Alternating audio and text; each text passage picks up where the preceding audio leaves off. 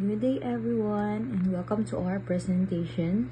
We are Group 4 and today we will be presenting Chapter 8, The Traveling Kitchen Off-Premise Catering Logistics. In this chapter, we explore how catering operations successfully move beyond the walls of the traditional kitchen and deliver high-quality food and service in any location. So today, I'll be discussing off-premise catering. I'm Yasmin Daludado. Off-premise catering simply means handling an event in any location outside your own kitchen or a restaurant. Unlike on-premise catering, where everything you need is already available, off-premise catering requires you to transport food, staff, and equipment to a completely different venue. This makes it the true test of planning, time management, and adaptability. The biggest challenge is maintaining quality, safety, and timing even when you're dealing with unpredictable environments like unfamiliar kitchens, weather issues, or client changes. Core challenge. When we talk about on-premise versus off-premise catering, the difference is huge. On-premise catering is predictable. You have complete tools, a stable workflow, and controlled environment. Off-premise catering, however, means a new venue, new rules, and new risks every single time. Caterers must be ready for challenges such as unknown kitchen setups, weather or traffic problems, limited space or power supply, last-minute changes from clients. So the formula for success is simple. A perfect plan plus quick problem solving or discarding equals a successful event. 5 pieces of off-premise catering. Off-premise catering can be broken down into 5 major pieces. First, we have here intelligence and reconnaissance. This is planning stage and includes a site visit. Second is mobilization, preparing food stuff and equipment. Third, we also have here transit gauntlet, traveling to the venue while managing weather and traffic. Fourth, on-site operations, setting up and serving at the event. Last, extraction and demobilization, cleaning up and leaving the venue properly. Following these phases keeps the operation organized and reduces the chance of mistakes. Phase 1. Intelligence and reconnaissance. Phase 1 is all about gathering information to avoid surprises. A site visit is non-negotiable. During this visit, we check loading bays, parking and elevators, power outlets and access to water, weather protection like if the ground is uneven or if there's shade, venue rules including security, waste disposal. We also rely heavily on checklists because they standardize the workflow, prevent forgotten items, and reduce errors. Another key tool is the run sheet. This is a detailed timeline that covers everything from packing up at the commissary, traveling, setting up the venue, serving the guests, all the way to breaking down the area afterward. Good afternoon, everyone. I am Eliza Nicole Barroso and I will be discussing Phase 2 to Phase 5. So let's start with Phase 2, which is the mobilization. Phase 2 focuses on preparing everything needed for the event inside the commissary. This stage is often described as organized chaos because multiple teams are simultaneously pulling ingredients, packing food, and staging equipment. Food for each event is portioned and grouped together so nothing is missed. Equipment is organized according to checklists, ensuring all tools, servingware, and safety materials are included. Every item is labeled, sealed, and double-checked to avoid errors once on site. Temperature control is also crucial during mobilization. Hot food must stay above 60 degrees Celsius using heated cambros, while cold food must be kept below 4 degrees Celsius with ice packs and insulated coolers. staying out of the danger zone, prevents bacterial growth, and keeps the food safe. Finally, everything is loaded into the van using the LIFO or last in, first out method. Items needed first at the venue are loaded last. Delicate items are protected and all equipment is secured to prevent shifting during travel. So now let's talk all about phase 3 or the transit gauntlet. Transit is considered the most unpredictable part of off-premise catering. Even with perfect planning, external factors like Metro Manila traffic, weather changes, floods, narrow streets, or unexpected road accidents can cause major delays. A simple trip from Quezon City to Taguig City can easily exceed 2 hours, especially on weekends or during rainy months. To manage these uncertainties, the team builds buffer time into the run sheet so delays won't compromise service. Alternate routes are checked using Waze or Google Maps, and departures are scheduled earlier during the rainy season. Continuous monitoring of weather updates allows the team to take proactive measures and avoid risk. The goal is to arrive on time with food still within safe temperature and quality standards. So now let's talk about phase 4 or the on-site operations. Once the team arrives at the venue, on-site operations begin immediately. The event captain checks in with the venue staff while assigning roles to the team to maximize efficiency. The field kitchen is then set up. This includes stations for preparation, cooking, plating, and washing. Power, water sources, and equipment are secured and food is reheated, cooled, or arranged as necessary to maintain quality. Adaptability is a key skill during this phase. Events often face last-minute changes, such as additional guests, missing tools, malfunctioning electrical outlets, or unexpected space limitations. The team relies on Filipino discarte, or resourcefulness, and quick problem solving to ensure smooth operations. This flexibility helps maintain service quality no matter the situations are. So lastly, let's tackle about phase 5 or what we call extraction and demobilization. So after all guests leaves, the team transitions to the extraction phase. This involves breaking down tables, equipment, and kitchen stations in an organized manner. Clean and dirty equipment must be separated to avoid cross-contamination. Everything is packed back into the van systematically so unloading at the commissary is easier. The team must also comply with the venue's waste disposal rules, such as trash segregation and use of designated disposal areas. The final step is a thorough venue sweep led by the event captain. They ensure nothing is left behind, all borrowed items are returned, and the space is left clean.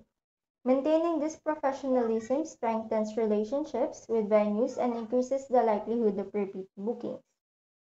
In summary, Chapter 8 highlights that off-premise catering is heavily dependent on logistics. Success is not just about preparing good food, it relies on careful planning, proper timing, strict food safety practices, and cohesive teamwork, and the team's ability to adapt to unpredictable situations. A flawless event is created long before the guests arrive because most of the work happens behind the scenes during preparation, transport, and setup.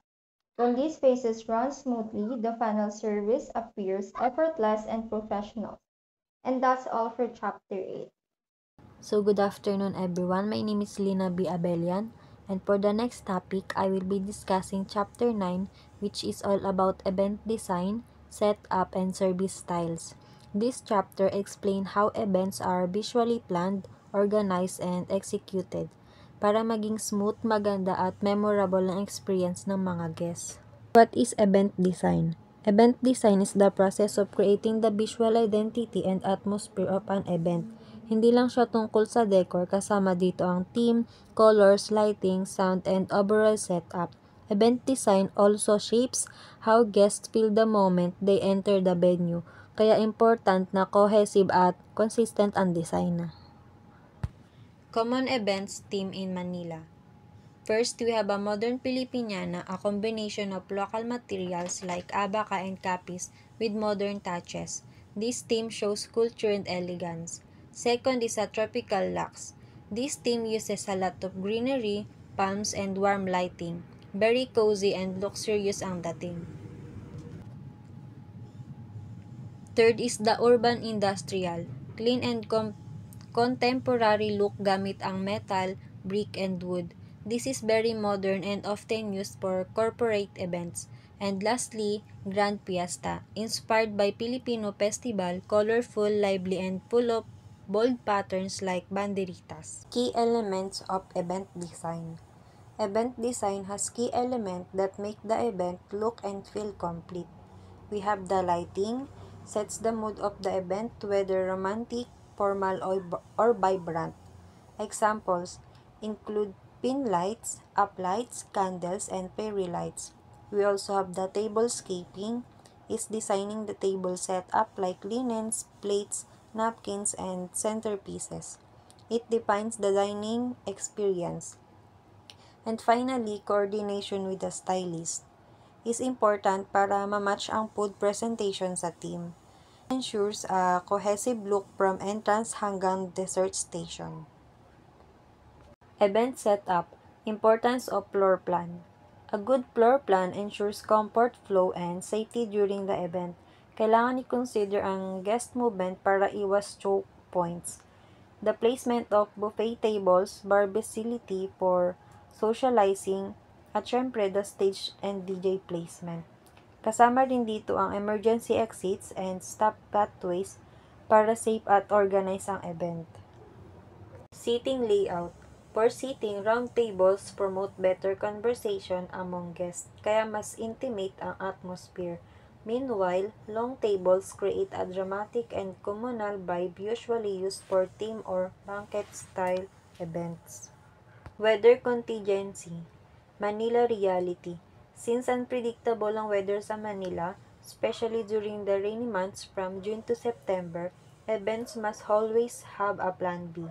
This includes tents with side covers, floorings para hindi maging muddy ang ground, covered walkways for guests, and fans for humidity control. Weather is always challenging in local events, kaya preparation is very important. So now let us talk about the 5 primary service styles. So what are the 5 primary service styles? First is the plated service. Plated service is the most common formal service style where food is prepared and portioned in the kitchen, placed on individual plates, and then served directly to guests at their seats. It is a highly controlled portions and kitchen workflow that offers the highest level of food presentation and elegance, and it requires trained service staff to deliver plates stimulously and clearly efficiently. So the next one is the buffet style. Buffet style is a popular and flexible dining style where a variety of prepared dishes are displayed on tables or counters and guests serve themselves from the selection. These styles contrast sharply with plated service where food is brought directly to the table by servers. So it is a self-service that guest takes a plate and walk along the buffet line, using serving utensils to choose and portion the dishes they wish to eat. Buffets are also known for offering a large section of food stimulously, including appetizers, salads, main courses, sides, and desserts, often catering to the diverse taste of and dietary needs. So the next is the family style, or what we Filipinos call is salo-salo. This style is also known as English service. Large platters or bowls of food are brought to the table and passed around among the seated guests who serve themselves onto their own plates. In the Philippines, this is widely known as salo-salo, as we oftenly use in our daily basis. So our next style is interactive station or action station. So this style is a type of buffet where chefs or attendants prepare, cook, or assemble food items to order in front of the guest. Examples include omelette stations, carving station, pasta stations, or taco bars. This style is highly entertaining and interactive for guests, and also ensures the freshest possible ingredients, and customized dishes.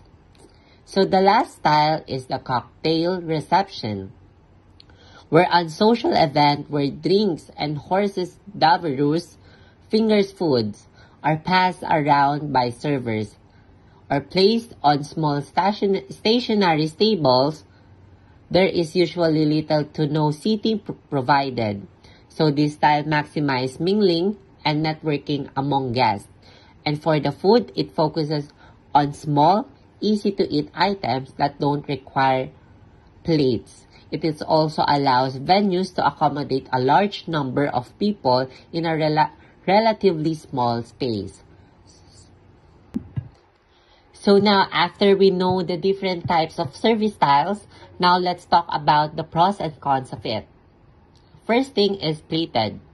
So the pros is it is a formal and elegant and highest level of sophistication and presentation. So the cons are it requires more trained service staff, a higher labor cost. Next thing is the buffet style.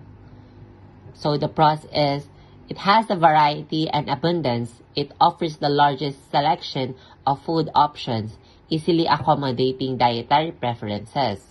So the cons are these styles is less formal, generally considered the most casual service style. So the third one is the family style, or we call salo. The pros are communal and intimate, naturally encourages guest interaction, sharing, and a warm festive atmosphere. So the cons are requires large tables to accommodate the serving platters, limiting space for decor. So the next one is the stations. So the pros are entertainment, showmanship, provides a theatrical high-end experience as food is prepared live. So the cons are it is a high labor cost, requires a skilled chef or attendant to man every station. So the last one is the cocktails. The pros are maximum mingling. Guests are not assigned seats, maximizing freedom to network and socialize. So the cons are it can be costly.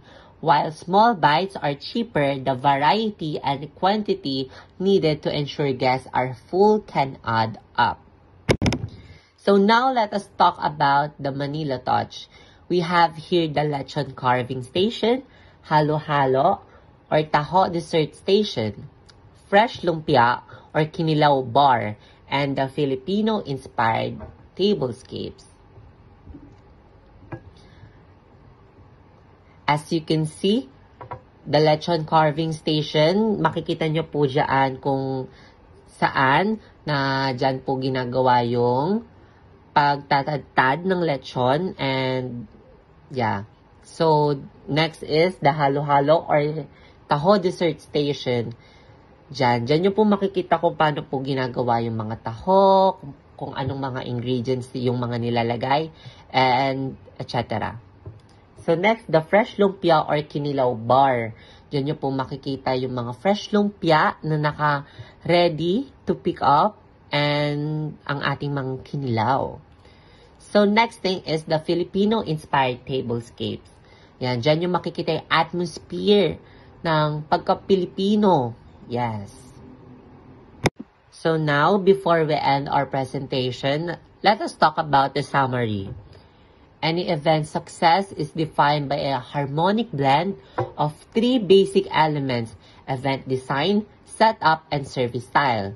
Event design creates the sensory and emotional framework, shaping the look, feel, and overall mood with lighting, decor, and thematic elements.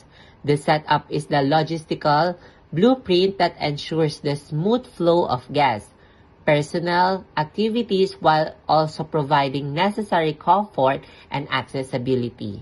Finally, the service style. Plated, buffet, or family style determines the rhythm of the dining experience, which has a significant impact on guest interaction and event timing. When skillfully combined, these three components their individual function, resulting in an unified, memorable, and successful event experience for all attendees. So that is all for our report. Thank you so much.